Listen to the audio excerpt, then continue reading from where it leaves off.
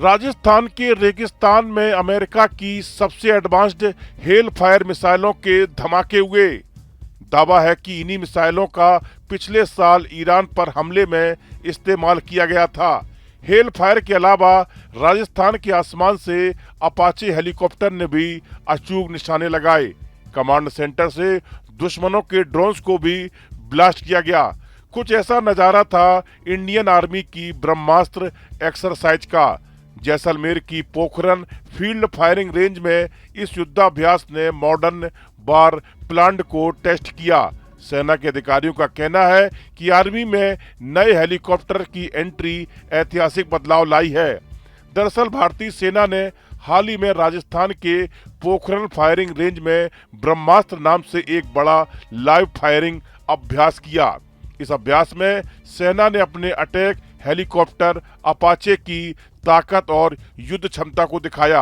इस दौरान Apache helicopter ने हेल फायर मिसाइल, रॉकेट और अपनी गन सिस्टम का इस्तेमाल करते हुए नकली युद्ध क्षेत्र में तय किए गए लक्ष्यों पर सटीक हमला किया। सभी टारगेट को पूरी सटीकता से भेदा गया। Commanding officer colonel Vikrant Sharma ने अपाचे अटैक हेलीकॉप्टर की खूबियों के बारे में विस्तार से बताया। सुनिए उन्होंने क्या कहा। The induction of Apache helicopter in Indian Army has significantly strengthened the combat effectiveness. The Apache attack helicopters brings with it an overwhelming operational capability, combining precision firepower, advanced sensors, and ability to operate effectively in complex and dynamic battlefield environment. As an integral component of our battle doctrines, the Apache significantly enhances our ability to identify, engage, and neutralize hostile targets with speed and accuracy, enabling more coordinated and coherent ground battle operations. The effectiveness of attack helicopters in modern warfare depends on how closely they are integrated with ground operations, since their primary role is to engage and neutralize threats that directly influences the land battle. Their employment must remain highly responsive to the needs of ground commanders. This level of responsiveness can be best achieved when these capabilities are organically aligned to the land forces.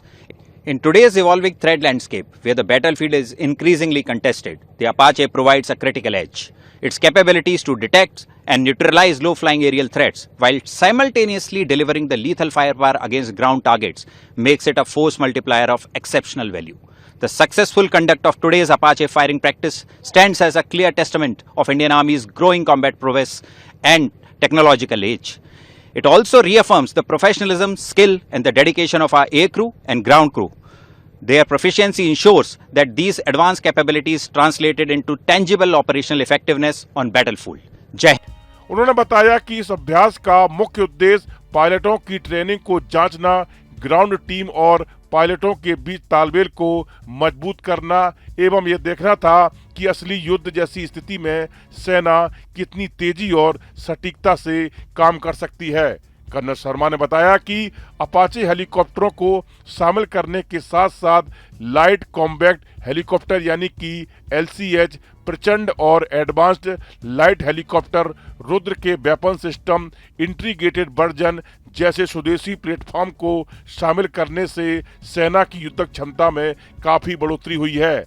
वहीं Apache pilot lieutenant colonel क्षितिज गोयल ने कहा कि इस अभ्यास की सफलता का श्रेय एयर क्रू और रखरखाव टीमों के बीच बने बेहतर समन्वय को जाता है, जिससे दोनों पक्षों ने मिशन की तत्परता सुनिश्चित करने के लिए मिलकर काम किया।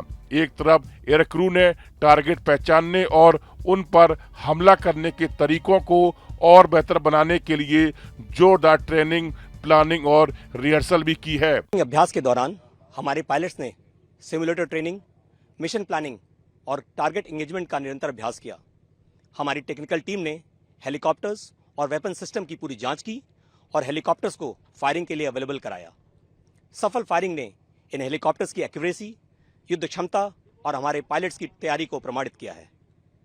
आज के नेटवर्क सेंट्रिक युद्ध में attack helicopters land force commander को इमीडिएट फायर सपोर्ट का ओनरशिप और नियंत्रण पूरी तरह से लैंड फोर्सेस के पास हो, क्योंकि आने वाले समय में लैंड फोर्सेस द्वारा ड्रोन्स, लॉटर एम्यूनिशन, आर्टी फायर और काउंटर यूएस सिस्टम का इस्तेमाल टैक्टिकल बैटल स्पेस यानी कि एयर लिटोरल के अंदर होगा कि इस एयर लिटोरल का कंट्रोल भी लैंड फोर्सेस के पास ही हो।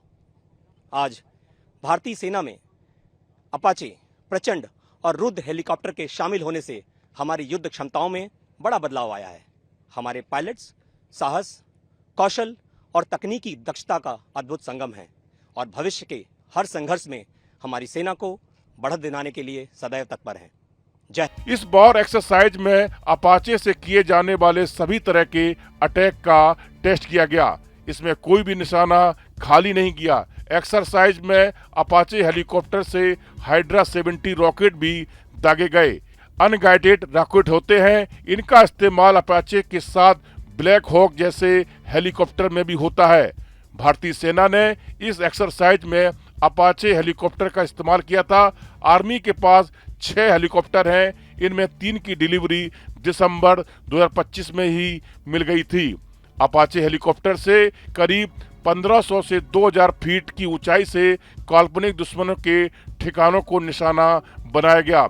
अपाचे से मॉडर्न वर्ल्ड की सबसे घातक AGM-114 हेल फायर मिसाइलें भी दागी गईं।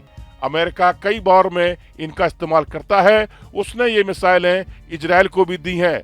अपाचे से फायरिंग की गई हेल फायर मिसाइलें एक्सरसाइज में अमेरिका में बनी AGM-114 हेल फायर मिसाइलों का भी इस्तेमाल हुआ।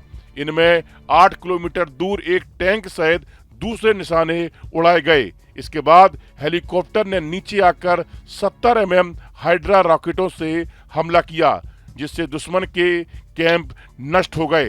अंत में हेलीकॉप्टर के नीचे लगी M230 चैन गन से 1200 राउंड प्रति मिनट की रफ्तार से फायरिंग कर छोटे लक्ष्यों को भी निशाना बनाया गया।